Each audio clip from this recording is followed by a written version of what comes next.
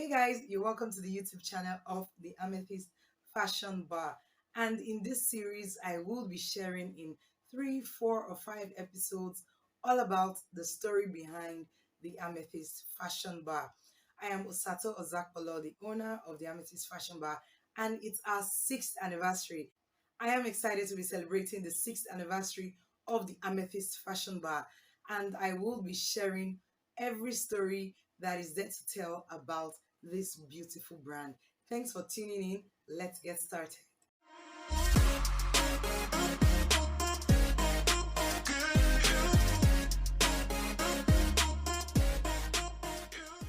Okay, guys, so I am going to be starting with this first episode on how it all started. Yes, so in 2016, my mom traveled to Abuja for a conference, a work conference, and when she came back with some turbans. Now, turbans just began being a trend, or rather, I just noticed that turbans were beginning to be a serious trend in 2016. From about the beginning of the beginning of the third quarter, it was just a serious trend. You could just see turbans popping up here and there on social media, fashion blogs, and the likes. So it wasn't the regular turban that later came to be the turban that I ended up making.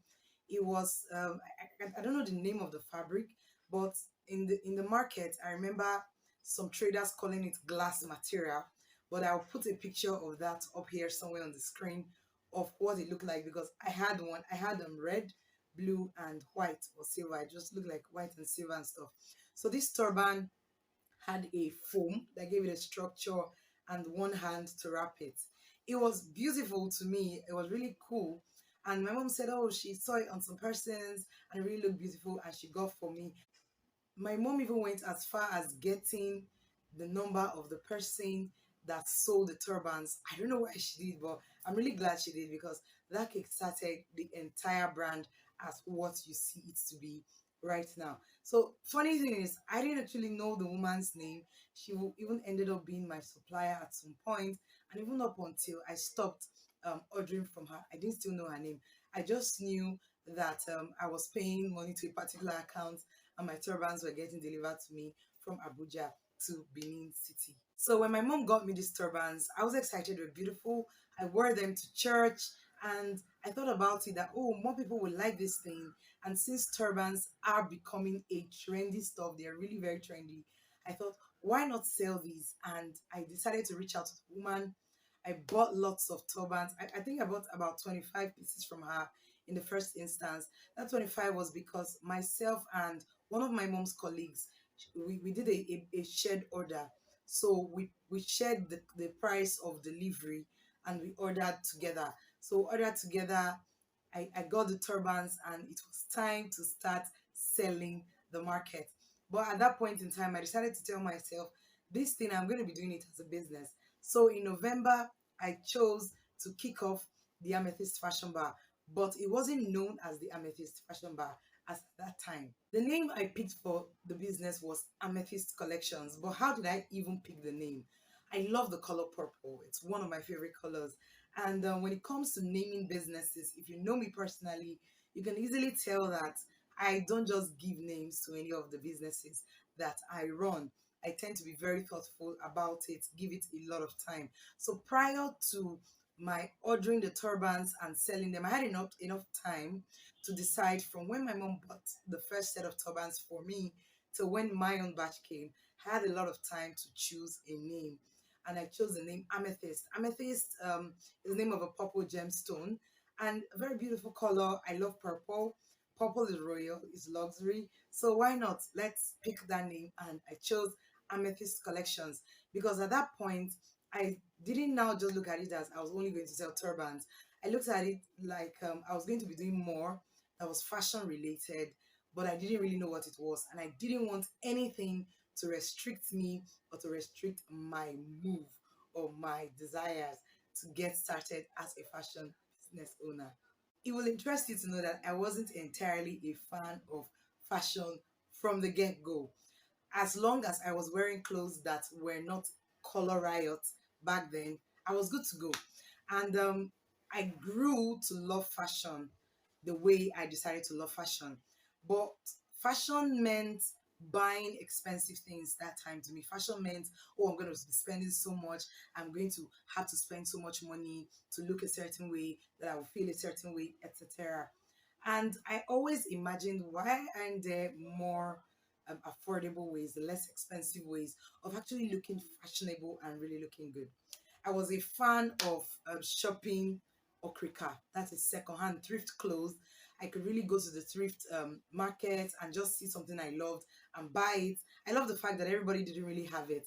And one thing I noticed with most things I bought from the thrift market was that they were unique, and one accessory can just change the entire look of an outfit. And I'm like, okay, fine, how about we do fashion that people do not have to spend so much, but they still end up looking great. So personally, I invested in some things that just had a way of taking my outfits to another level. Scarves, I also invested in brooches and some other form of little accessories here and there that just had a way of changing something that looked ordinary to a different thing every time I wore it. So that was how I ended up delving into the fashion world. And I said, okay, it's not just only turbans we're going to be doing. I think it's time to really do affordable fashion. While I was still doing turbans, like I had showed, I think I'll put that picture somewhere on the screen.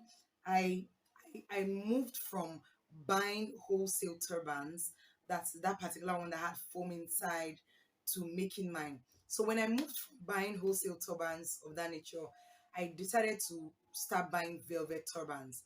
So I gave my mom some money when she was traveling to Lagos for another conference. And though I can't remember if I gave her the money or I had already sent the money to my friend who helped me buy turbans, 10 velvet turbans. And velvet is this fabric that you can see right here. So she bought me 10 velvet turbans, different colors. She gave them to my mother, who brought them back. And I now had a variety of the one with foam and the other velvet.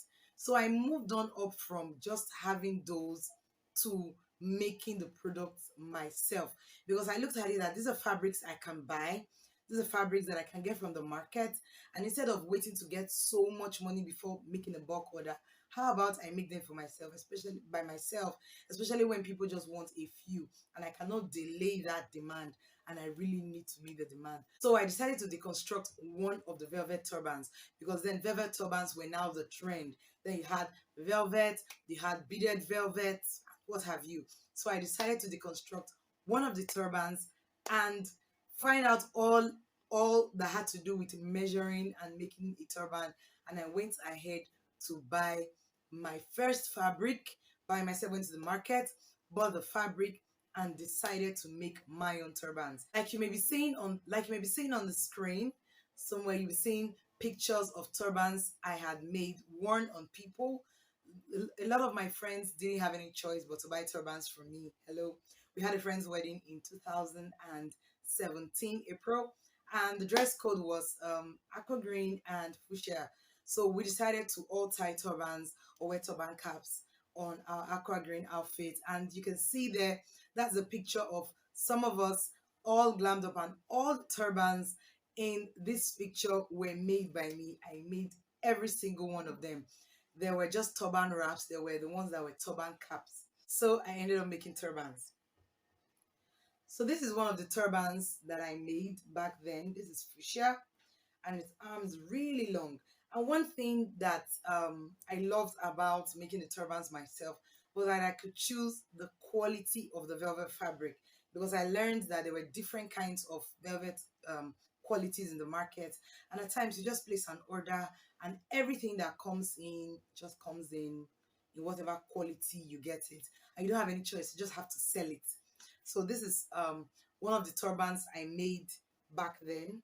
I still have one. This was the double handed turban that you could just wrap, and this one happened to be the single-handed turban. Now, the reason why I made these turbans like this, I noticed that the ones that were just all long, like offering tubes, or as the case may be, just one very long velvet tube. Wasn't entirely helping people to wrap properly, especially people that didn't really know how to wrap turbans. So, but with this one, you could actually stuff up this turban cap and wrap this around, and it's going to be noticed that your hair is not really much, or you don't really know how to tie a turban. So those were the first couple of products I sold, turbans, and I moved on up later to go beyond turbans to selling plain and pattern fabric.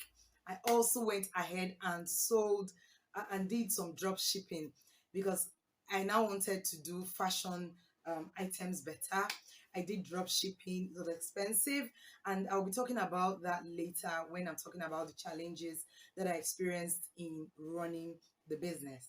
One thing that helped me on my journey was having fashion business mentors to look up to. On Instagram, there are lots of them now. That time, it's not like there were not a lot, but there were just a few that really appealed to me, and I really loved what they were doing. One of them is Lovey Goyi. She's based in California. She owns a business that provides contemporary African themed pieces. We're talking clutch bags, kaftans, jump trousers, joggers, tops, buba and iro, really beautiful stuff. You can actually check her out and see what I'm talking about. She really inspired me, and I kept on visiting her page, getting inspired, and telling myself that one day I will be able to do this.